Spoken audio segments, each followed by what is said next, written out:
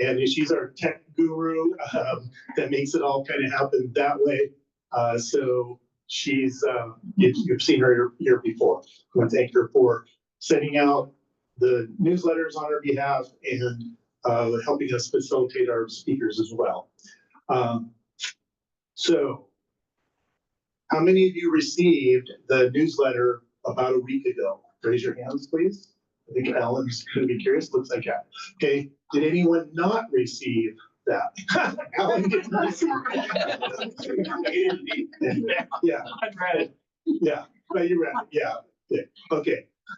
This is a key tool for getting information out, obviously. And while this one, things were in transition with a lot of the activities that are going on, and so we kept it kind of short this time. But as things start to firm up a little bit more, Alan will continue to kind of devote more of the newsletter to our direct issues that are going on. All right. Oh, yes, Nerly. If you did not receive the newsletter, we're still working out some issues with the GIS address system that I pull the information from. So if you did not receive the newsletter, please send your address and information to Kirk at the Proebstel email address, and he will send that to me so I can make sure I get that error corrected for you. And that email address is over on the board, and it was on the bottom of the sheets as well. And I neglected to say the date today for our meeting. So our meeting is November 4th, 2024, Proebstel Church, Proebstel Neighborhood Association. Great. Okay. All right. So we're going to just jump right into it and get to our guest speakers. Our wonderful vice chair is going to kind of monitor time and keep things tight. One of the things that we want to do is you have 3 seconds. He's good. One of the things we want to do is make sure as many people have an opportunity to give input as possible. So I'm going to ask that everyone be as concise as possible, but yet as clear as you need to be to get whatever point across that you have. And then let's let other people have other input as well. So we want to make sure that everyone has an opportunity to give their feedback.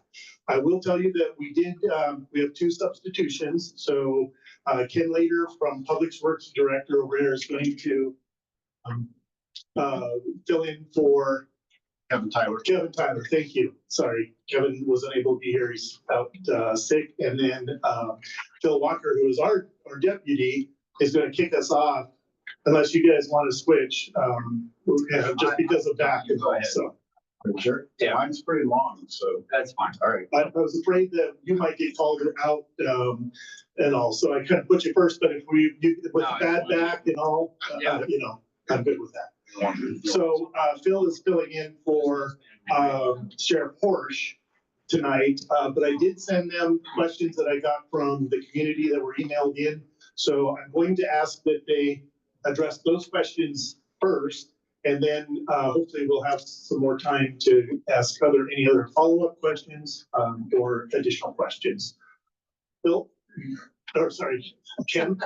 Sure. I'll come up here so I can get on the camera. Oh, okay. Yes, that's right. Yeah, absolutely. Yeah, no problem. But if you don't mind. No, absolutely. So I'm Ken Lader. I'm the Public Works Director for the county. Good to meet you all. I was very happy to hear this is God's country. We've had a few family emergencies in my family the last couple of weeks. So if you are of prayer, please for my wife's mom. She had a stroke a couple of weeks ago.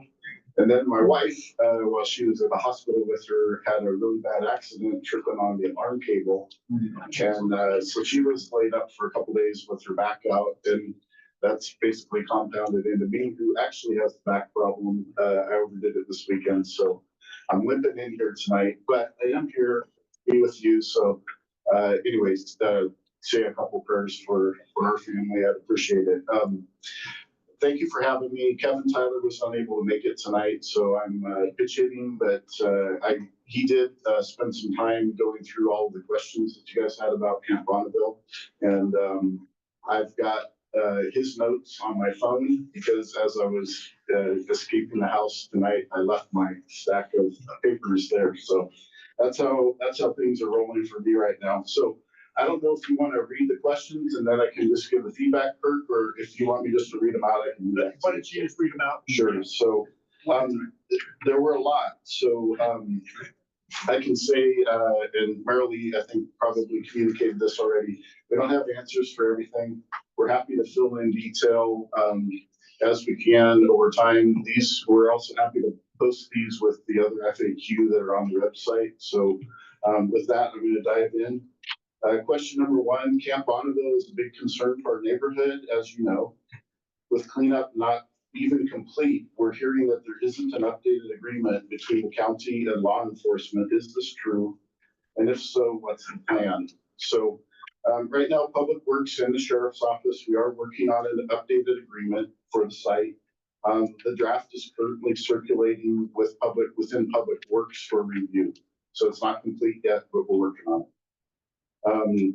Number two, law enforcement has been running around much of the property on foot or with vehicles, not just the firing ranges. Is this true? And if so, what's the plan going forward? So we are aware of some anecdotal evidence of this occurring occasionally. And our plan is to address this through the updated agreement so that it's no longer occurring. So we'll work with the Sheriff's Office on that. It is important to us as well that activities are contained within the areas where they should be. I'm ad-libbing a little bit. Kevin didn't say all that, but I get to do that as a director, so. And that's good. I think those might have been some questions directed for Sheriff Force possibly. Oh, okay.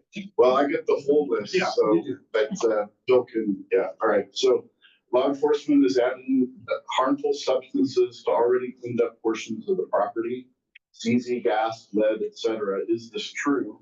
And if so, what's the plan for cleaning that up? So again, we are aware of some anecdotal evidence that this has occurred in the past. And our expectation is, if allowed, this would be limited to the FBI range. And the Washington State Department of Ecology would need to approve that before it was allowed. So that answers the question. So I'm not going to leave anything for you, I guess. So, number four, there isn't a sign-in, sign-out process for any law enforcement that enter the camp. Is that true? If so, is there a plan to address that? So right now, county law enforcement with access to the property scan their digital access cards to gain entry to the property. And this creates an electronic record for the individual, the date, and the time of access that they were at the site. So that's something that we can go back and look at if we need to. But that's correct. There isn't a sign-in, sign-out process other than the digital access. Number five is the Sheriff's Office. Should I just skip these ones? No, go ahead. Okay. All right. Kevin obviously is a wealth of information and he does send his apologies. So is the Sheriff's Office aware of the limitations placed on Camp Bonneville by the Army and the Department of Ecology, especially during the cleanup phase, which we're still in? Can you reiterate what those limitations include, or if it's easier, what do they allow? So I don't have a lot of detail from Kevin on this one. Again, we might need to fill it in, but yes, CCSO is aware of the limitations, and they will be working with Public Works to make sure that this is spelled out in the updated agreement. So again, in the agreement we're working on, we feel we'll cover those limitations and be addressing those with the Sheriff's Office. Ken? Yeah. I do have a question from online. There's a question of whether the FBI has to swipe in and out. I don't know the answer to that, but I assume that they do. I don't know. Yeah, I don't know either. Okay, we can get an answer on that. So, Camp Bonneville funds were used. I have to swipe in and out, so I'm not sure how you get in and out without somebody doing that. But the question might be a little more detailed than that as to whether the individuals do so. Camp Bonneville funds were used to purchase a brush clearing machine to clear the property perimeter road, which is much appreciated. How many feet of perimeter road were cleared of brush and trees this year? What was the cost of the required UXO support for clearing since the roads and trails have not been cleared of UXO?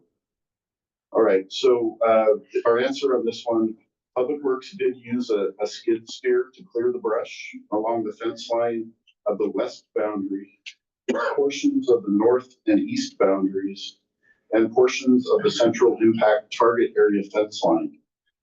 We will need to calculate the total mileage. We don't have that. Staff are trained to recognize, retreat, and report any sign of munitions and explosives of concern to the county's UXO level 1 technician. Staff has not observed any suspicious materials during the work thus far. Number 8. Hope I didn't skip one there. Thankfully, we survived another fire season. What is the plan to complete a 100-foot fire break that senior staff told the county council would be cleared around the perimeter of Camp Bonneville? And I'm not familiar with that number of the 100-foot measurement. However, this is Kevin's answer. Public Works staff have been laying out and planning for a forest management thinning operation totaling approximately 40 acres to be advertised in the winter of 2024-2025. After awarding a contract, staff will refocus efforts on the road maintenance to gain improved access to portions of perimeter roads on the south, north, and west boundaries, while at the same time beginning layout of shaded fuel breaks in these locations. Shaded fuel breaks will focus on removal of ladder fuels and reduction of forest canopy by 50% or more along a yet to be determined width of these camp boundaries. Shaded fuel break widths will be determined through an assessment of fuel types, topography, and risk.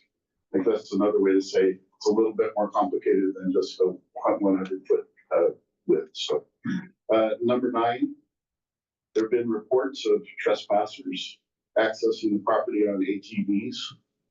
How many incidents of trespassing have been documented this year? Has county staff identified where there are breaks in the fence where trespassers are accessing the property? What has been done to secure the property? So in answer, Public Works is aware of trespassers accessing the property on ATVs. The number of incidents has been limited. I don't have an exact number. Public Works staff have been working to inspect and repair portions of the boundary fence along portions of the west, south, and north boundaries recently, and have a contractor hired to repair and improve a section of fence near the Livingston Mountain Quarry. Number 10, increases in contamination of groundwater was detected during the fourth quarter 2023 water testing at landfill 4. One measure that the Department of Ecology is now requiring One measure that the Department of Ecology is now requiring the testing of ground seeps to further examine this problem.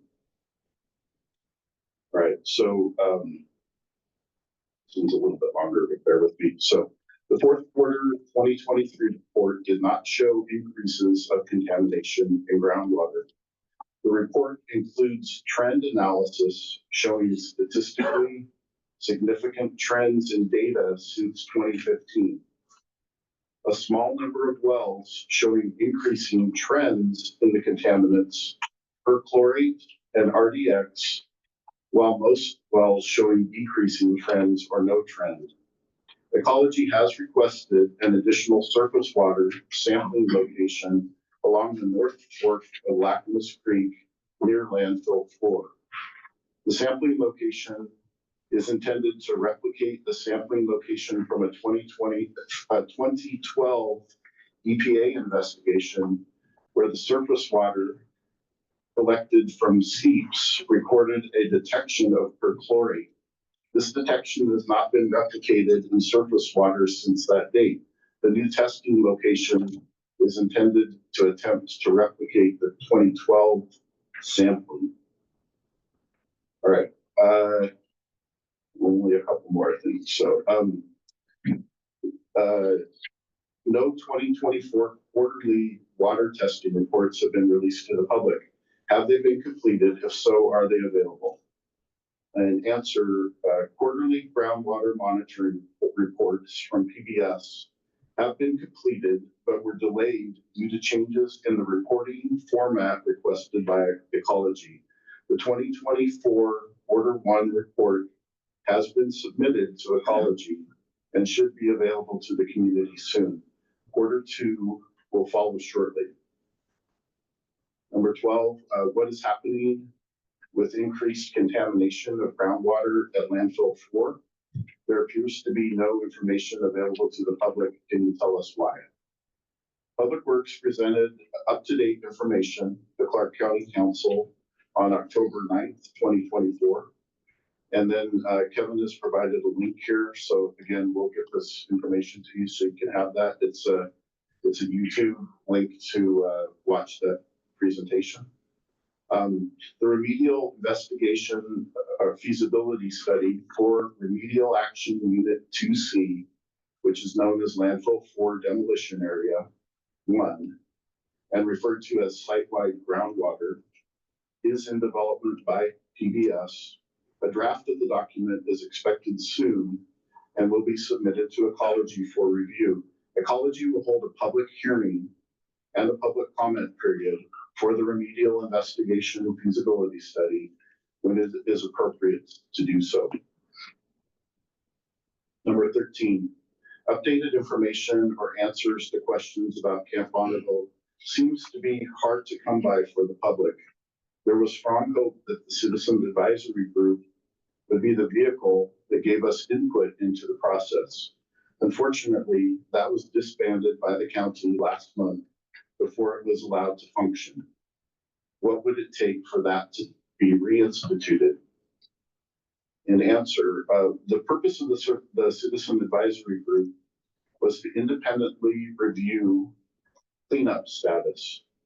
Ecology issued a memorandum on August 27, 2024, confirming that no further action letters for each remedial action unit were accurate.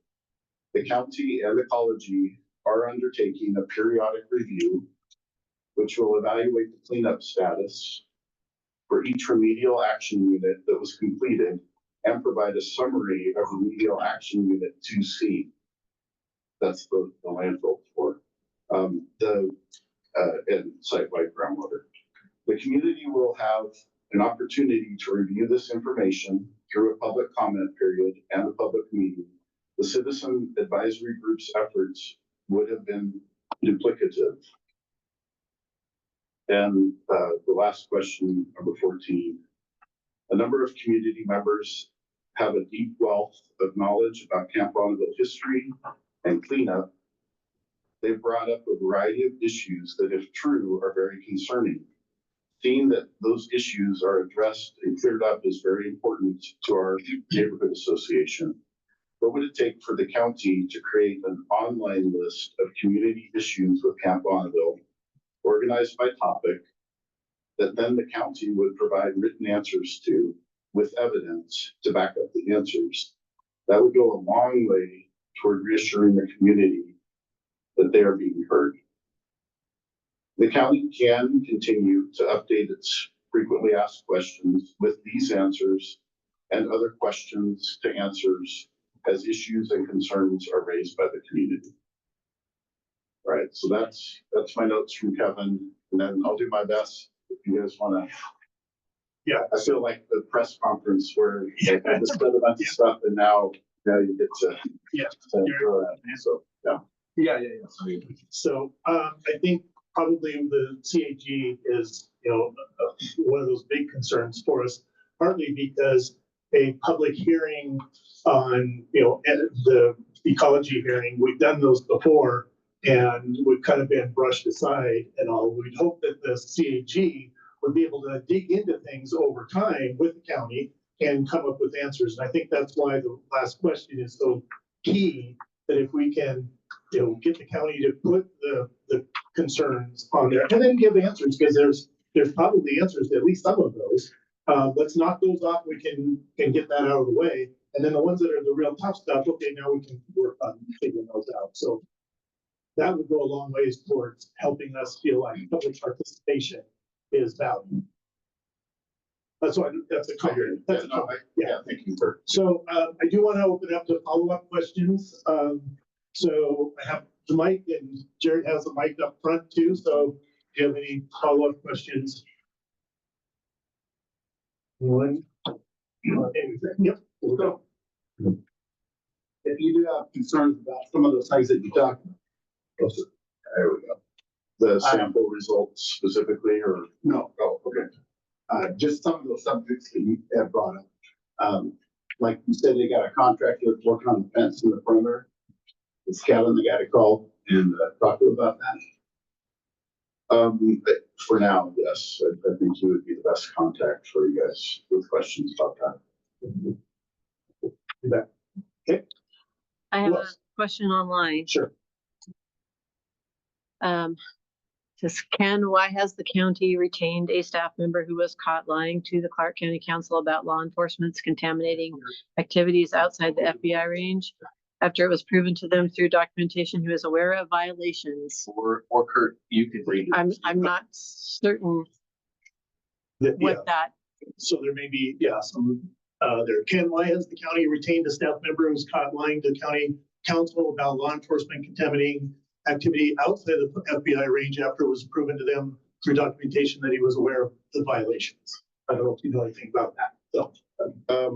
Yeah, I'm not gonna speculate about what that was or who it was, but, and sorry, I was still trying to read it too, Yeah. but, we make mistakes. We say things that sometimes we think we have it right, and we try to clean that up. We're human too. So, if something was misstated and we didn't clean it up, I'd like to know about that. But if there's an actual accusation, or a concern about ethics, I'd request that you guys make an ethics complaint to the ethics committee. And please don't denigrate my staff, because it's really hard to keep people on this project and working and active and positive, and they're doing the best they can. So Yeah, it's a two-way street, obviously, right? The staff members and the community members need to work together, hopefully, I think towards resolution. So, yeah, positive. Yes, sir. Isn't the contractor that the county hired to do their periodic review also the contractor that did a lot of the work? And so they're kind of reviewing their own work. And I thought the county council, at least a few of the members, kind of had some issues with that. So what happened with that? Yeah, and it's Alan, is that right? Yeah, thank you for the question, Alan. So that was a question that was asked by council, and we have a memo that we've drafted that will I think be published soon that addresses that issue. And just to speak in general terms, you're talking about PBS, environmental firm. PBS has done quite a bit of monitoring around landfill 4, the site-wide groundwater monitoring, but they weren't involved with the cleanup for the other action units around the site. So we don't feel that there's a conflict of interest or that they're reviewing their own work, because they're reviewing their periodic review is of the other sites where we have the NFAs that are already stated by ecology. So hopefully I have that right, but I'm pretty sure that's accurate. So.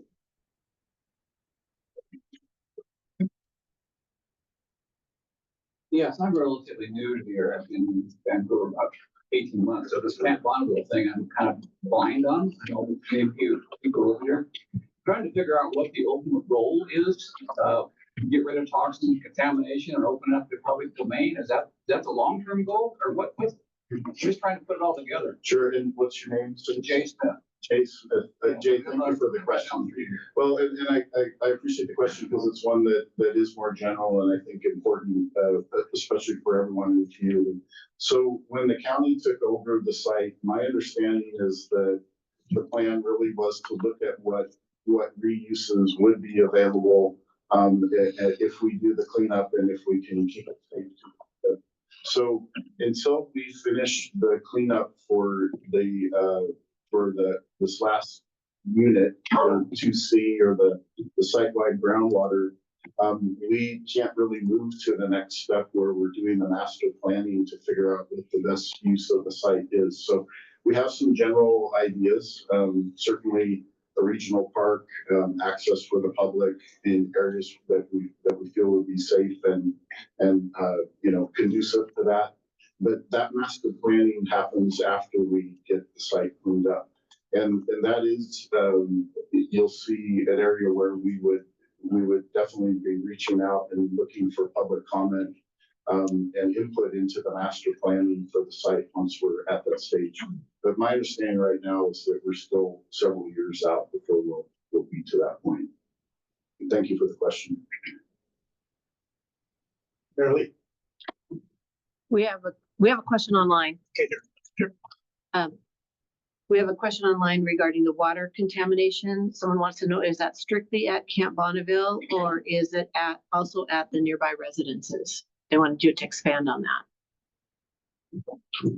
I don't have any knowledge of contamination at nearby residences, and this was contained to a landfill on Camp Bonneville at a particular site where the material, as I understand it, was removed.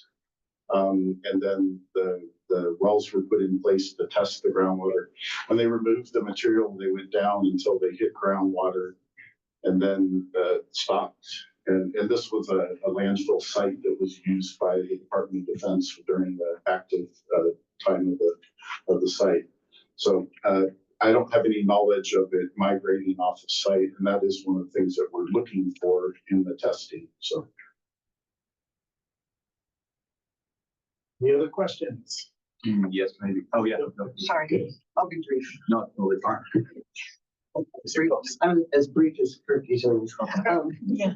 So I need some clarification on the comments about the trending of well testing, and if it's trending towards increases in my Perchlorate, yeah. then isn't that, I mean, to me, trend feels like a fancy term for ignoring it. Sure. Yeah, so I'm not going to speak specifically because, and I'm sorry, what's your name? Patty, thank you for the question. So as far as the trending, I'm not going to speak specifically because I'm not familiar with the data enough, but what I've been told by the scientists at PBS is that it's not unusual when you clean up the site and start testing for it to peak and then start to go back down. So I think what they're saying is there's indication that there was trending up in some of the contaminants, but they weren't concerned about exposure to human life or the environment. That's their wording. So I'm trying to be specific there. So again, contained to the area, and we're testing to make sure it's not migrating into any of the water systems for Black Goose Creek. Yeah. My comment, like, just wondering, is there any programs for those neighbors that are really neighboring the Bonneville place where we can have our water tested to have that comparison? Is there a program in place currently, or what? Yeah, thanks for the question, Mike. I'm not familiar with that, but we can certainly find that out for you. Yeah. And Ann, I don't know if you know off the top of your head the answer to that question. No, there is not. Okay. So the answer is no, there is not. And I just wondering, just on those residents that are really bordering, yeah, it might remove some, for us to test. okay. Thank you for the question. We have a little bit more time. I was hoping to help summarize, because I agree with our You still have time for the sheriff's office. Yeah. Oh, we're totally on time. All right. We're doing great. Still about 4 minutes. Okay. I'm with you. Sometimes I get lost in all this. And I'm going to try to bring this all home. And if I have a misunderstanding, I'm helping. So before now, site got dirty by artillery shells, correct?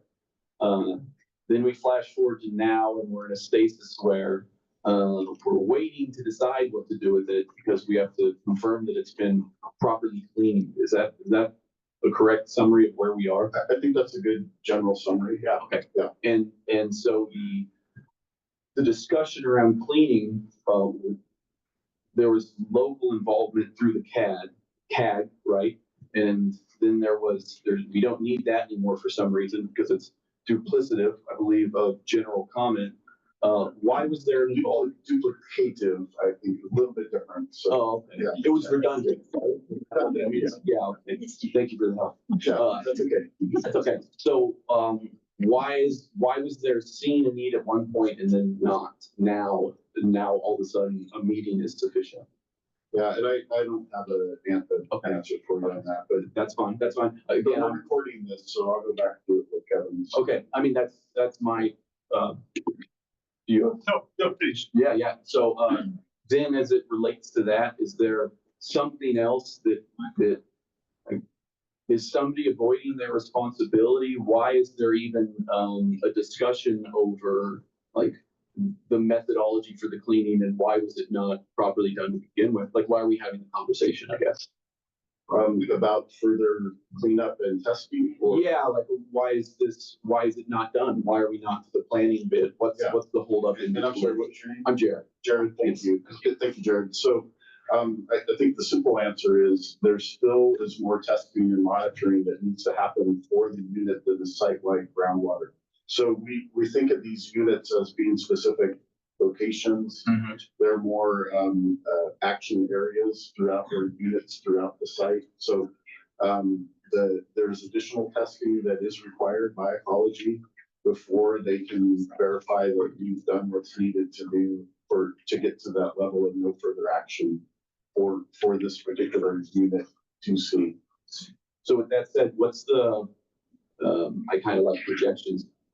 Are you hopeful that it will go smoothly or do you think that there's more cleanup to be done? Well, of course, I'm hopeful that it will go smoothly, but the data will tell us what it is or isn't and what needs to be done. So, I wouldn't jump ahead. I think that would be bad science. Sure, I understand that. So it's, and just, again, one time for the simple one, because I'm sort of like a Labrador sometimes. So it's like the last few years, has cleaning been taking place? Monitoring has been taken. Monitors. So, we are not changing, yet we expect different results. We are putting in more sample locations because of concerns, and I believe it was one data point that we haven't been able to duplicate. We're not sure why it showed this measurement. So, and we believe that the additional sample points that ecology has requested or well locations should allow us to duplicate or look at that data. So, Okay. Yeah, it's all making sense and I really appreciate you taking the time to, I guess I just don't understand why the cleaning ever stopped if it was never documented such that it wasn't needed. Like, again, like I just feel like there's a giant thing I'm missing, which is like, who skirted their responsibility or are they already done? Yeah, I don't know the answer to that. I mean, we could be done with cleanup efforts, or maybe we're not. I don't know. Okay. But I think more monitoring needs to happen for site-wide groundwater for us to answer that question. All right. Thank you. That's a great question. Thank you. Yeah, next. Okay. My name's Janine and I have probably a pug question Okay. coming down from Labrador instead of a hug. And so it's real simple, but I moved into the area probably about 26 years ago. And I remember, wow, the Army is going to turn over Camp Bonneville to the public. And I was real enthusiastic at the time. Everybody was excited. I have horses, wanted to go up there and ride. And and it seemed like it was moving fast because they were saying, well, who wants a part in this? Horseback riders, hikers, overnight campers. What do you want to do? Paintballers? Anyway, it seemed like it was moving real fast. And then we hit all of the unexploded ordnance deal. And it kind of took a stop where nothing was happening for a long time. And my horse is now 34 years old and I don't plan to replace him. So I've lost the opportunity, but there's lots of other horse riders around that I'm sure would love to get up there, and hikers and campers. Sure. So when would I be able to ride a horse up there? It's Jean. Yeah, thank you for the question. I think that really is the question, right? Like what is gonna be the use and when can the public get in there to do stuff? And I wish I could say, 5 years from now, you'll be able to do that if your guy is still around, we hope, right? But I think that would be speculative, but I will say, to your point, that's the public input that we'll need once we get to where we're at with ecology, where we're feeling like we have met the cleanup needs for the site. And now we can master plan what the public use will be. So Thank you. wish I had an answer for you. That's a long time to wait, but it should, yeah. Follow up on, kind of on that. Yeah, we throw out the term cleanup. And that has different definitions and Yeah. things to people. If we say it's cleaned up, that would normally mean that there's nothing left there, that's gonna be harmful or whatever, but that's not the case. Correct. There's always gonna be a fair amount of issues with certain parts of it at least. That's correct. Yeah. And so people need to understand that, taking horses and you get into a place where there could be an issue, then obviously that is not a good thing.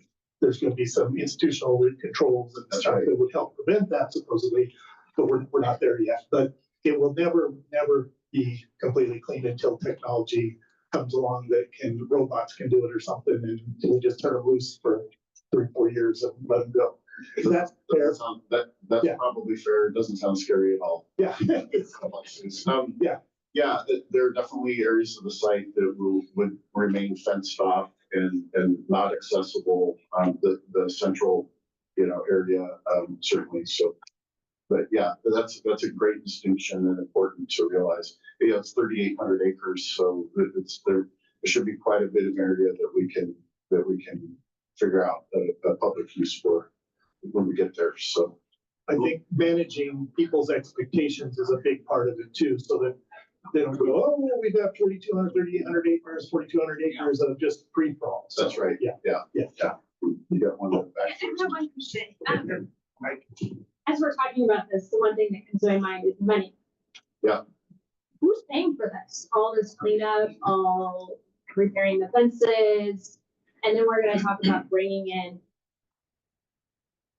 activities. And we have one sheriff for our area on Livingston right now. That's terrifying to me. Fire. So as we're talking about all these big plans, who's paying for the cleanup? Where's the money coming from?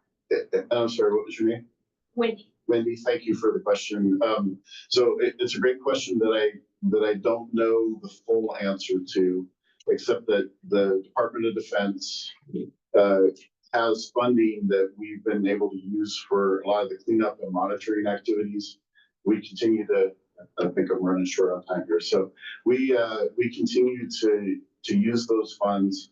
And we also have the timber that we're managing on the site to create ongoing funds for the site and maintenance.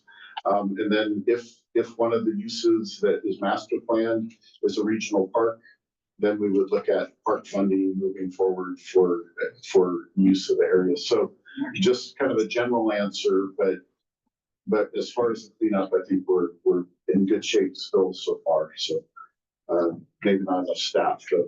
And you have a related question from online, from Ken Last online. question.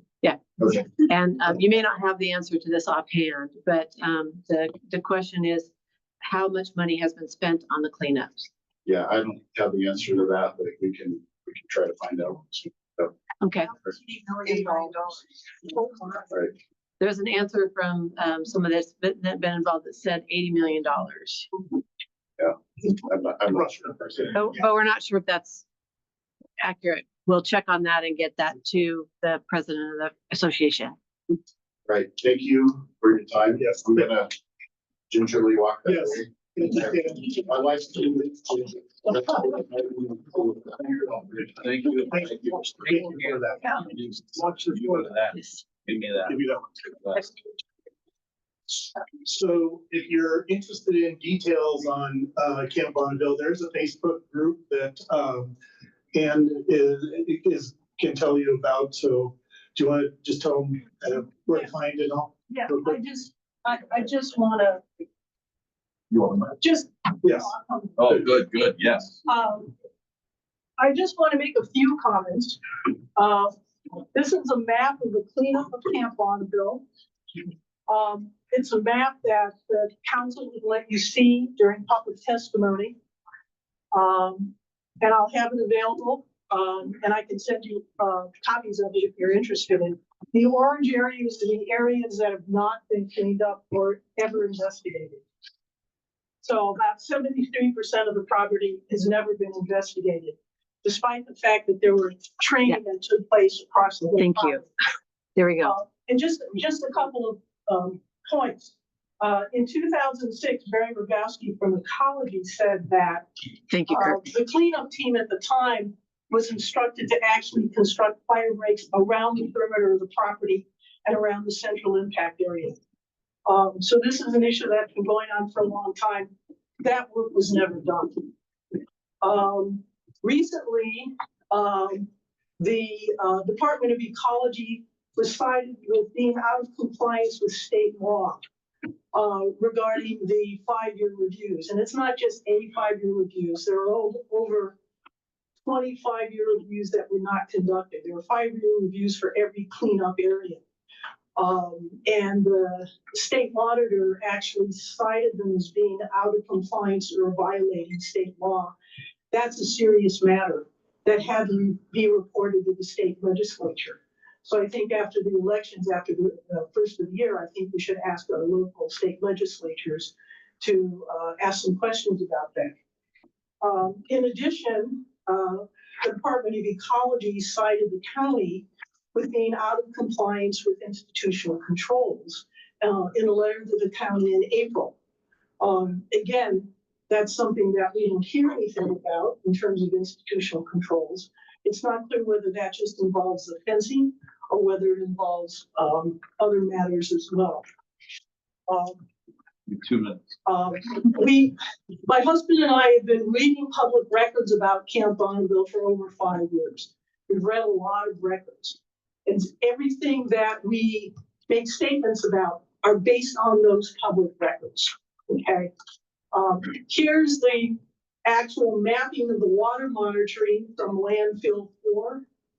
And those little green splitches at the end here are those wells that suddenly increased dramatically for RDX, one of the serious contaminants there.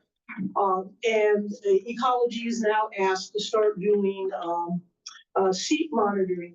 They don't know what's happened there. They don't know why that's occurred, and it's a serious problem. Here's also the a chart of the contamination of perchlorates in that area. All the red areas are well above standards. So if you're interested, we will be making fact sheets based on the public record about Camp Bonneville. So if you're interested, I have a sign-up sheet. You can send us our email. You can join our Facebook group.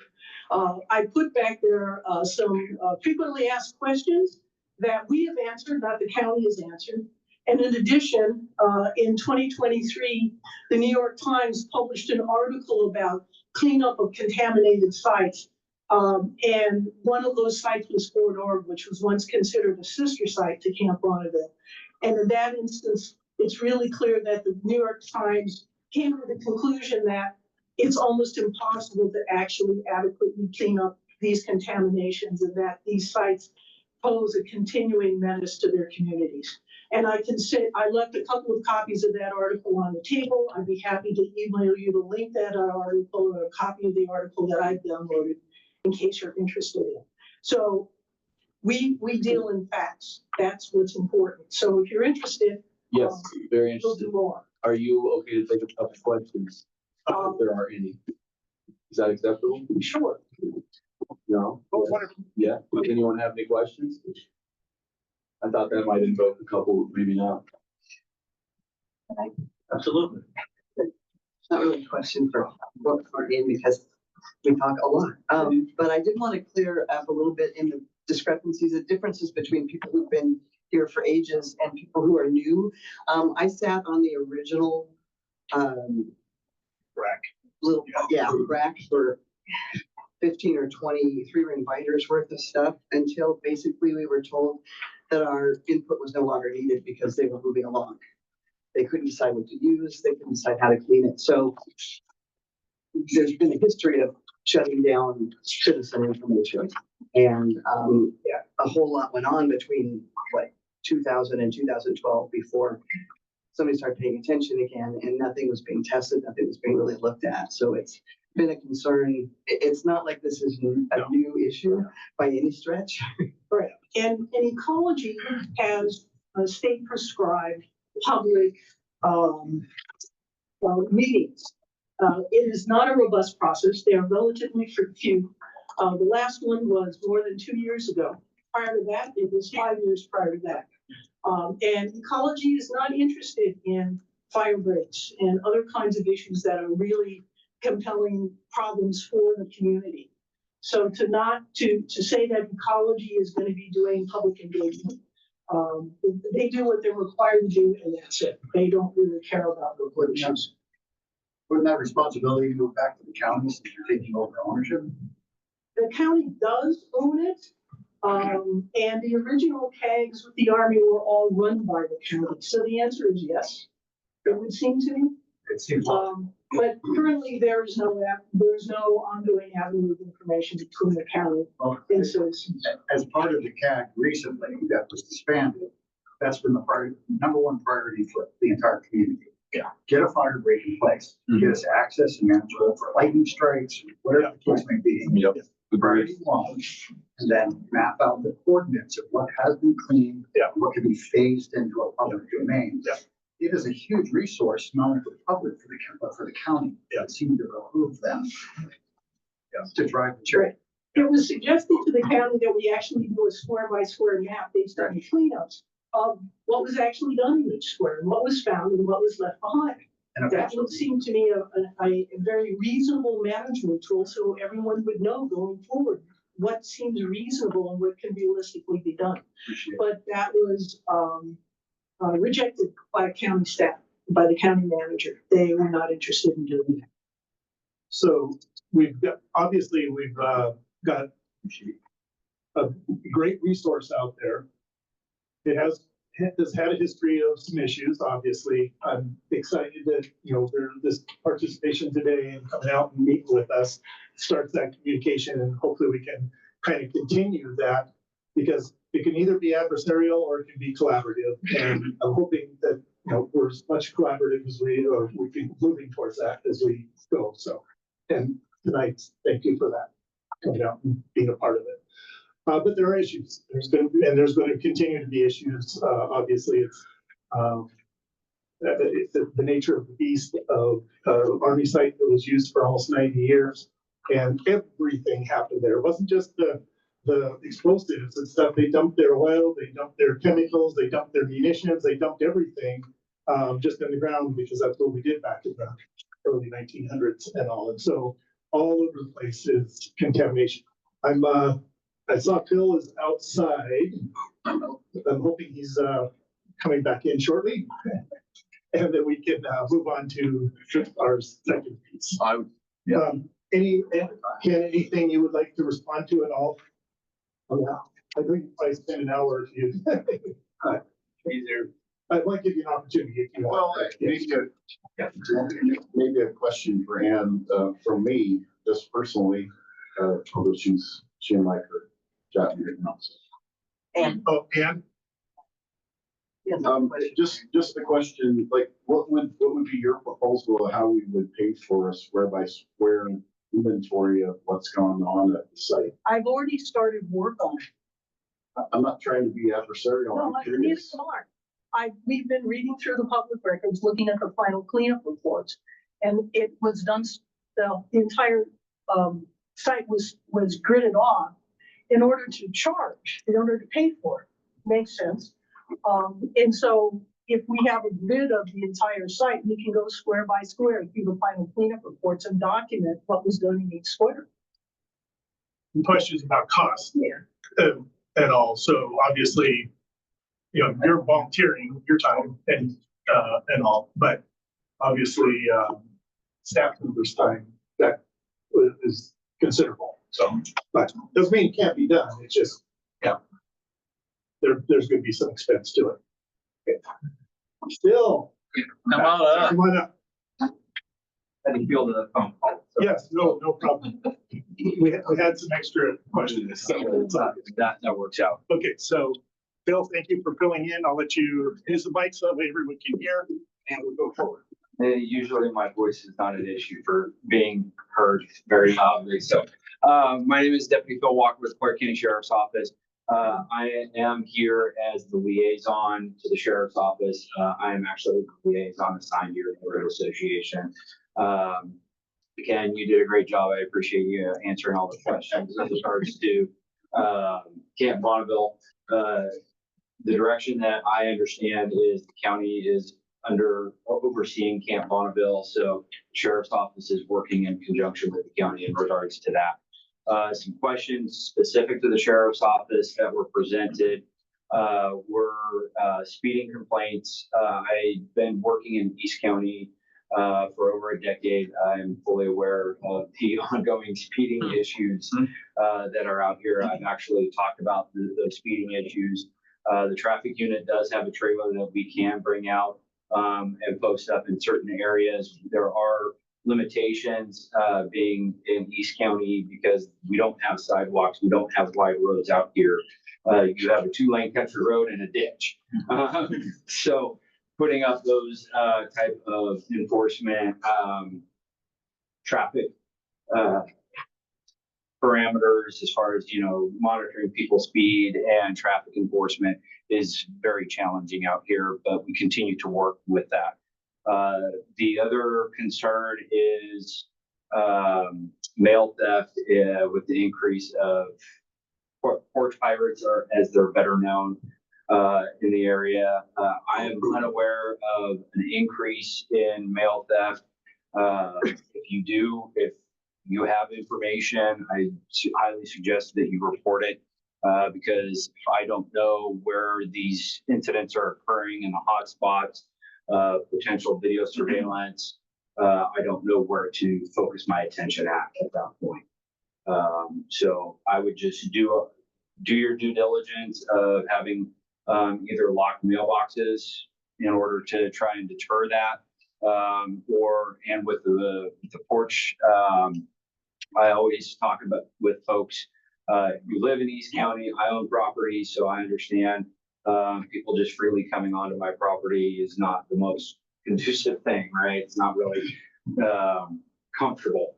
So using gates to block that off, having a particular lockbox of some kind to receive and mail packages from your home are always highly recommended. So Wendy, correct? Right. Okay. Okay, so I have a question. We had some individuals going through our garbage the other day, and my son was coming down to switch garbages out.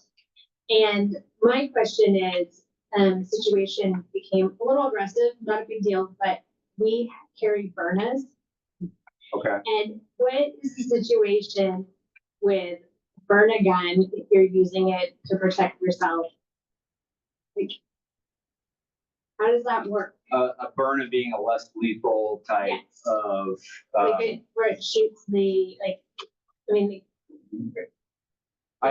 So the What is that? Or like just the pellets? Right, so Just to I'm give a it less time lethal to get instructor, out. so that's kind of in my realm, so Yeah, I'm so- familiar with. Yeah, okay, so yeah, it's just something like if you're in a situation, like to give yourself enough time to get out, is that gonna get us in trouble? It's hard to say. It's all dependent on the circumstances, and it depends on what kind of personal hostility, right? Do you have to Came through our, they followed us back through our gate. back through your? Yes. Okay. So they came back through our gate. So I just, fortunately, they finally stopped and we were able to get to our home. But in a situation, I did grab it just in case I needed to, and I just didn't know, like, I mean, I could call 911, we all know, I live way out, so. Well, so depending on where you live, and I appreciate the point that you made earlier. I am one of 4 deputies that do patrol in East County. But I have a good working relationship with Camas and Washougal PD. If you live off of 162nd Avenue, I rely upon Vancouver Police as well to respond if I have an extended response time. So I work in conjunction with a lot of other local law enforcement agencies to get the quickest response to work on gaining control of the situation for a 911 call for service until I can arrive and take over. So don't hesitate to call 911 because, you know, most of us that work out here have worked out here for a period of time, and or we work in conjunction with these other agencies. So to answer your question more specifically, I would focus on if you are in specific threat of being assaulted or seriously injured without a means of escape, right? So like retreating into your house, locking the doors in your specific circumstance, general circumstance, and calling 911 at that point. Getting photographs from within the safety of your home. Now, if they start trying to breach your home, you know, we're talking about an escalation by these unknown people, right? And you have the right to defend yourself. Does that kind of answer? Yeah, that helps me, 'cause I don't feel comfortable with guns, but I prefer because I know I'm not control it. Might just make them mad. So if you don't know what a burner is, it's a, they have different, what we call platforms. And being a less lethal instructor, this is very much in my realm. They have pistols, they have more launcher type, so they're bigger, longer, and they project, they dispense either, some will do sort of a liquid gel of OC, better known as mace. Some will deploy a small caliber, like sort of a paintball size projectile filled with a powder a lot of the times, or liquid similar to OC. That's kind of like a pepper, spicy, irritant, inflammatory type of thing. So it's a less lethal option that law enforcement uses quite a bit as well. We don't use Burner brand, but there are varying manufacturers out there for that. So to kind of lead everybody into what we're discussing as far as what a burner is. So yeah, I appreciate that No, question. thank you. Yeah. Back to the mail piece, it seems to be around holidays, obviously, is when it's the worst. And so that's when we do it. If there was, I've got trail cams on mine now, last year and this year, we actually caught a car, didn't get the license number on it the way it was, but is that helpful at all, or?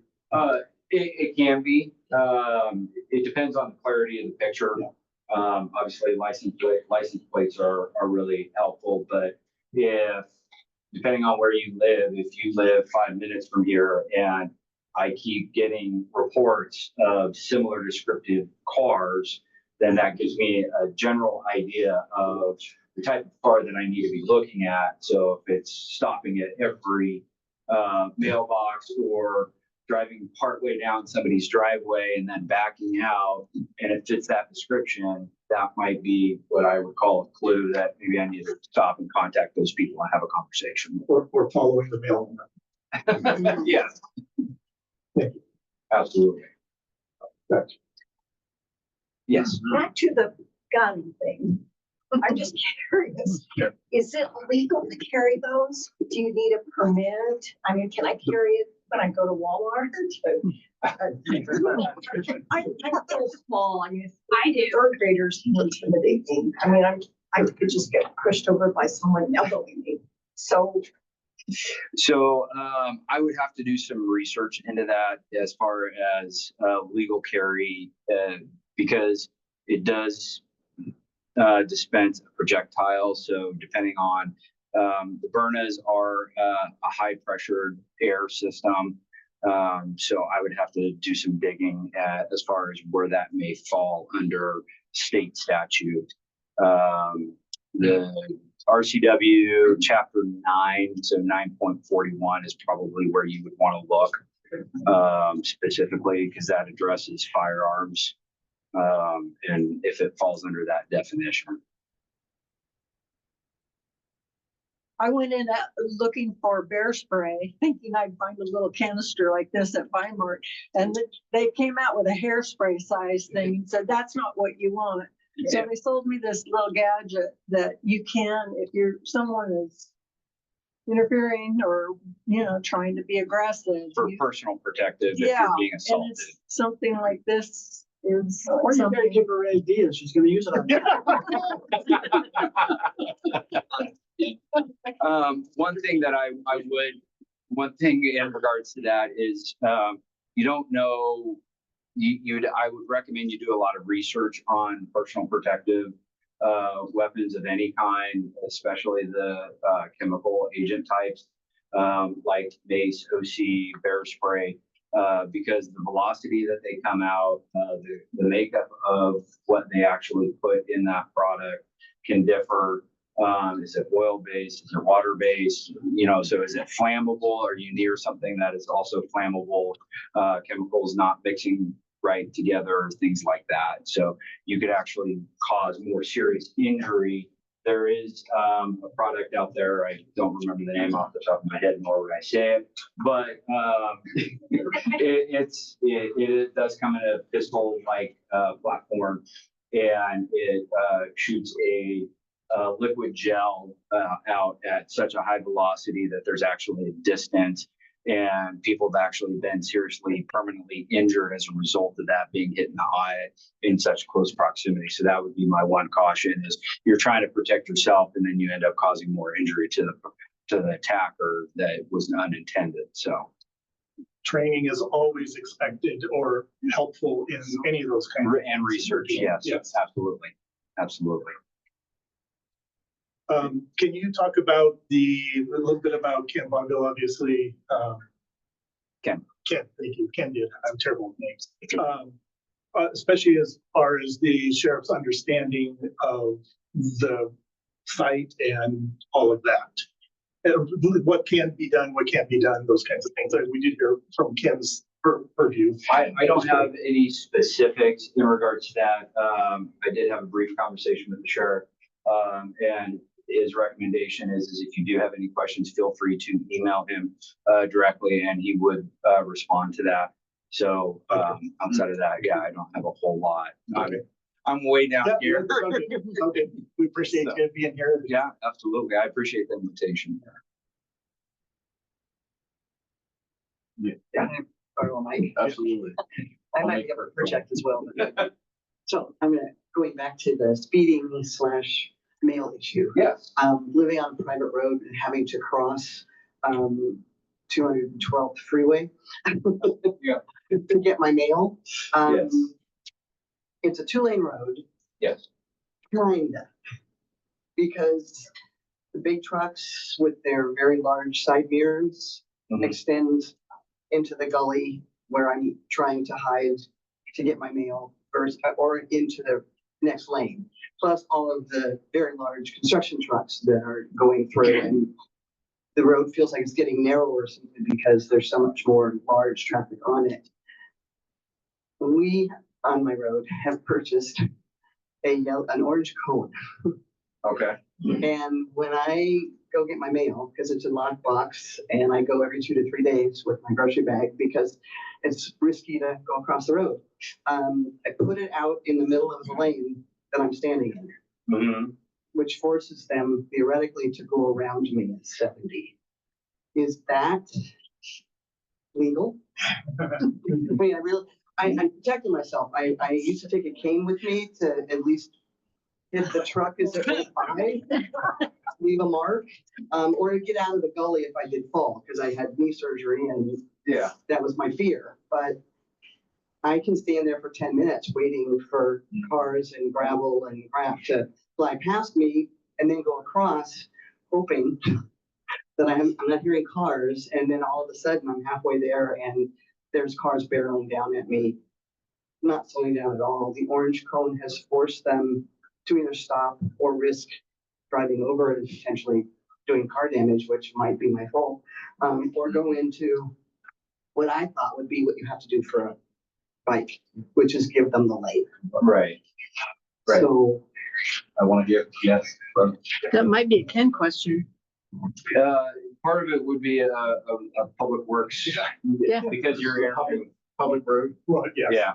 yeah, maybe, yeah, so. can I take a crosswalk? So, first off, I appreciate what you're going through because it sounds frustrating, sounds dangerous, public road, and that's your mail that you're trying to get to. That cone, it might stop, I don't know, 70, 80% of the traffic, but the one car that doesn't, it's not gonna matter to you, but it'll matter to your family because you probably won't survive it. So, Right. and same with your cane, they'll go up against the vehicle, and especially if somebody's driving, excessive speeds and not paying attention. So, Phil can speak to this, but most of our crashes right now are because of either distraction or excessive speed. So that's like over half of what we see. That was my hope, was the orange cone would be enough of a distraction, so they realized maybe there's a reason to go around it. And it might, but it's, I wouldn't say that is something that I would recommend as practice, whether it's legal or not for you to put the cane out there. I wouldn't even have that conversation. I just would get a post office box. I don't know, and I'm not trying to be flippant about it. No, I'm Because not it's your gonna do a mailbox. post office Right, box. I right. have the right to get my mail. You do. Slow the Yeah. speed limit down on the road. It forces it to become if they ever get ticketed, Yeah. a reckless driving rather than speeding. And as far as the mail, I don't have a good answer to that, but it's not safe to assume that's gonna protect you. And I would hate to hear about the accident that involved, some car that didn't see your cone or didn't care or wasn't looking. So I don't have a good answer, but I wouldn't recommend that as a practice. So. It's I- work. I don't It's need work. really the microphone, but I would just say contact the post office because we had that same issue. And we were allowed to put, our mailbox on our side of the road, so we didn't have to cross it. Well, it's gonna. Yeah, I know, It's but southbound yeah, versus the northbound. It's just the fact that Yeah. people are going so quickly. Right. And they can see a mile down the road, so they're not even looking. Yeah. They're yards down the road. Strobing lantern. I do that, Strobing lantern. I deal with the same issue, and that's why I was kind of smiling a little bit, because it's like, oh yeah, I've done the head bob with the mirrors and have gravel thrown on me when I'm trying to check my personal mail as well. Wow. So I completely relate to what you're talking about. From a law standpoint, I can't think of anything off the top of my head other than potentially obstructing the flow of traffic could be an issue. Civil liability, if you are putting something in the roadway that causes someone to veer and cause a collision, could you be civilly liable? Potentially, yes. Instead of wearing an orange cone or carrying an orange cone, wearing an orange cone. The orange cone. But that kind of goes where I'm talking. Maybe investing in a high visibility vest that you could wear, a lantern depending on the time of day. I'm not going at night. Do they make a mailbox that opens on the back too? Yeah. Then I have to climb into the gully and across the gully. Gotcha. And that's the, 20 years ago, absolutely, I was not afraid of the gully. I am afraid of the gully now. I've seen people put them on swing arms too. I don't know, to where you can just. Because we have to put it in, we have to put it in a certain place so that mail people can drive. I understand. So Yeah. we have to be in the road right. to pick up our mail. Yeah, no, I'm right there with you. Yeah. So I Hugging the mail. completely understand. Yeah, I've gone diving into the ditch to avoid being struck, so. And there's always gonna be some chronic. I'll be careful with my language, but people that decide that you shouldn't be walking on the road and they're gonna make a point about that. Yes, And what I've used, because I walk on roads quite a bit, and it's worked great, and I've only thrown it twice, is I walk with my dog, and when she goes to the bathroom, I have this wonderful bag. Oh. And sometimes it's not, looking like you're gonna slow down and go around. Good idea. Now, I usually slow down. and look for it. Determined. Yeah. Determined. The 2 times that I have thrown it, the first time I was a little apprehensive. Because his response, but then he finally started to laugh. And I said, Billy, you put me in the ditch 3 times. Mm. You're gonna get this each time now, as you go around, slow down, go around. And now he does, and he goes by and he does this, and he goes around. That's fine. Prefer more fingers when we're waging. But Yeah. yeah, But So. it's just- And I think, I don't know. For some people that don't slow down, they do see that as kind of funny. Mhm. And so it's not as much of a confrontation. So the issue that y'all have is the fact that you guys do have narrow roads. And you have ditches because of the type of soil we have out here where we need that water runoff, right? Or we would all flood our own properties every fall. Development, there's benefits and downfalls, and this is more in Ken's wheelhouse, is developing those roads to include sidewalks or widening those roads. That takes time and studies and development. And is that something that, do you want that type of development that would invite subdivisions and things like that? Most people I come in contact with like the style of living out here, and that's why they live out here, right? So I would caution against utilizing that clean, but maybe using some high visibility to try and do that. So I will say there was, and thank you again for being here. Yeah. Mr. Horsch, I believe time did vocalize. He said, hey, we started giving more tickets, and generally we're just giving tickets to us. And I, for speeders, yes. yeah, and I'll say that, that doesn't bother me at all. If I have asshole neighbors, like, they should get ticketed. This is where we live. We should be mature enough to not abuse it. So personally, I'm not interested in limiting it because we may feel it.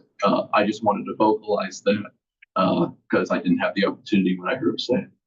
Yeah, statistically, when we go to neighborhood association meetings and everybody says, hey, we have speeders, we want you to start enforcing the speeding in the neighborhood. And I would say probably upwards of 85 to 90% of the people we stop and ticket are people either in the neighborhood association meetings and or the people that live there are the ones that are speeding. I think generally that will be correct. I do think we're in an interesting spot just because of the north access. More than ever, I've seen people come basically right through our neighborhood just to go north because that's the furthest. Canvas the battleground. It's What north access? What access? To battleground through Hawkinson, to anywhere Like 212th Avenue, up from 83rd Street, all the way up to 159th. and Count 500 out Otherwise known as the 68th danger Street and zone. all that. It's Yeah. cut through.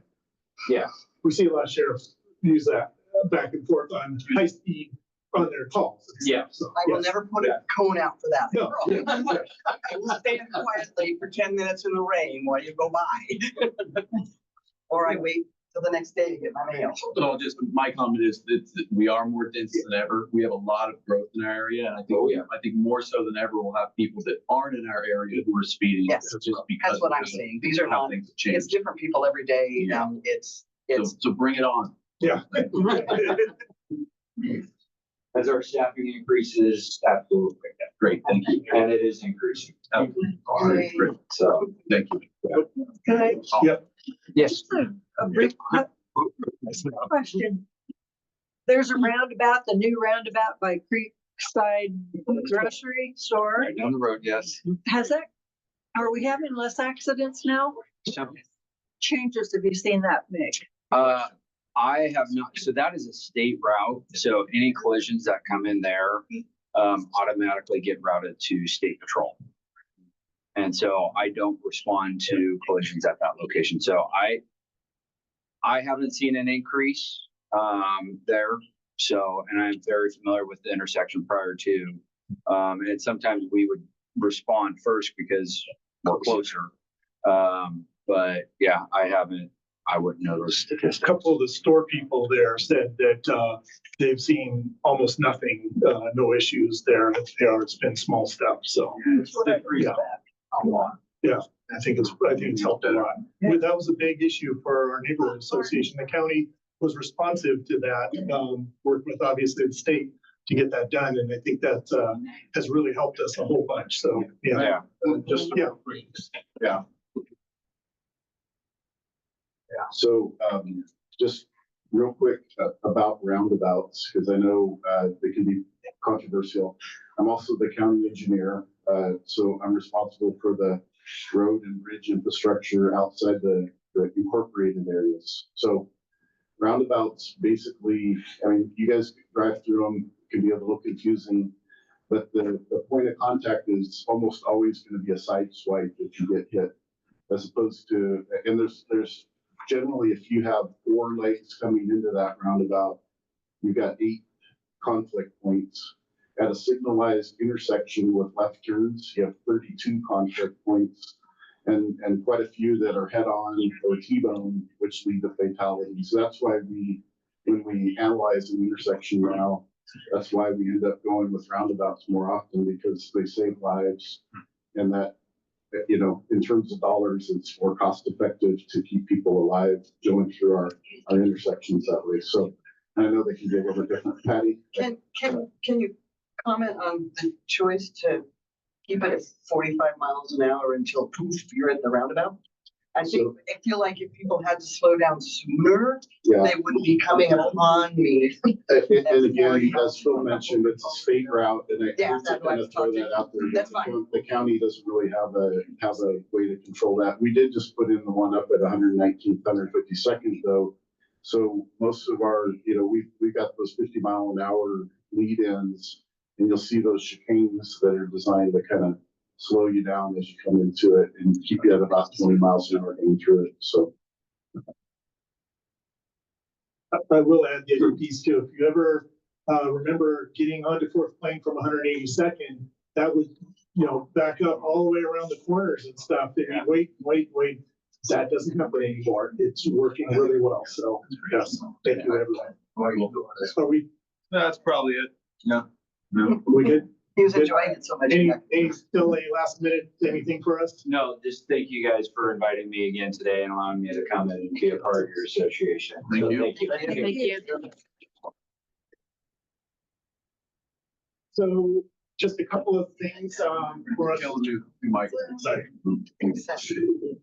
Just a couple things for us for you to know, if you don't know, that affect our neighborhood. There's a Pacific Core power line that may be coming through their easement.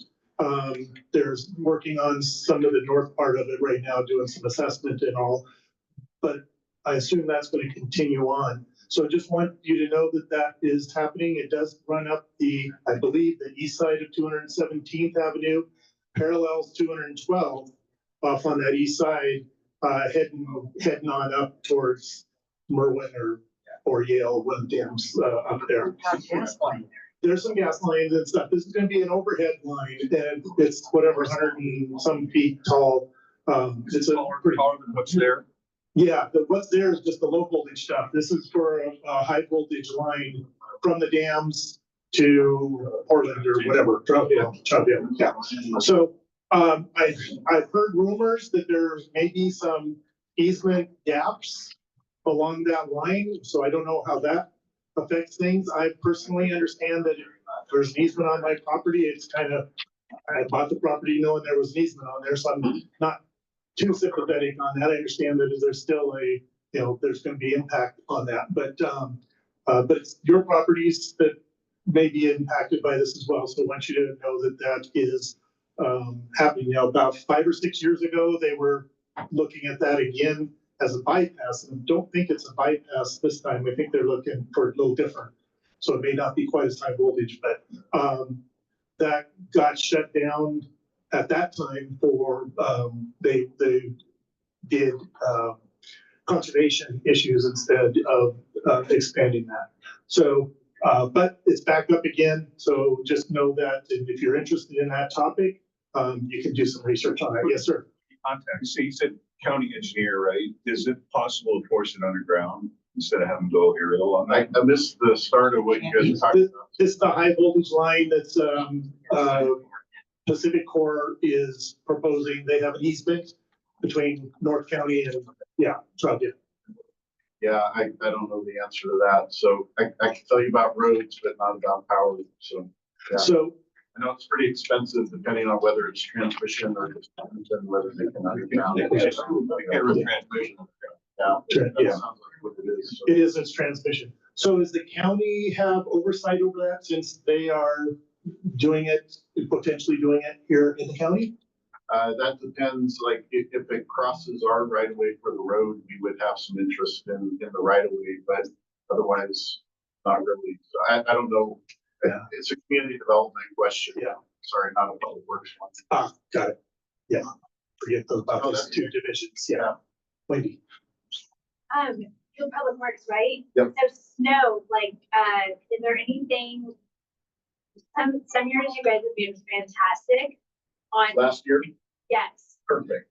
of doing the roads and Yeah. getting out there and plowing them and Yep. getting them. Are we on the same plan as last year? Yep, maybe even a little bit better. So we're getting prepared right now, getting all the equipment, ready and, it just depends on the events, right? And so we plow everything pretty regularly and we know where our drivers are, where our operators are. If it's packed snow, we may have plowed it, but it might still look compacted, that we don't go down to bare pavement after it builds up because we just strip up the asphalt. Yeah. But we only do the primary and secondary roads, so the major arterials and collectors, you won't see us in the neighborhoods, so. They did fantastic with you guys. Yeah, I think it's gotten better, and we're next year, if I get the budget for it, we'll be improving the saline and brine production and helping some of the smaller municipalities for supply on that as well. Cool. Great, thank you. Thank you. A second topic, just if you aren't aware, there's been sightings of cougar and bear and coyotes are kind of always, but cougar and bear primarily all the way from the little store just down the road here, all up through Hawkinson and stuff. So I don't know if it's the same one or ones, but they've come through our property. There's bear poop there here a week or so ago. There's some big You know, numbers. Yeah, Big ones. yeah, big ones. And I know we had a mama bear and 3 cubs here last year, so it could be some of those. So just watch your kids, your dogs, your cats, whatever. There's hungry animals out there as we get to winter. And the last topic is the next meeting date. How soon do you want to meet? I'm assuming not before Christmas. We're talking February, March, February before spring. Yeah, late February before spring happens too much. Fantastic. Okay, cool, excellent. Any particular topic that you would like to have Merrily help us find resources for? Fire, yeah, that's true. Fire, we're going into fire season, yeah, okay. And maybe the power line issue and find out more with that. Okay, that gives us two good things. Anything else for the good of the order for tonight? Anybody want to buy an orange cone? Awesome. Thank you for your attention. Thank you for your input, and your engagement. We'll hang around and answer any questions that anyone has. Please Yeah. look out for information from Friends of Camp Bonneville. Thank you to everybody who joined us online. Appreciate it. And all you do. Perfect.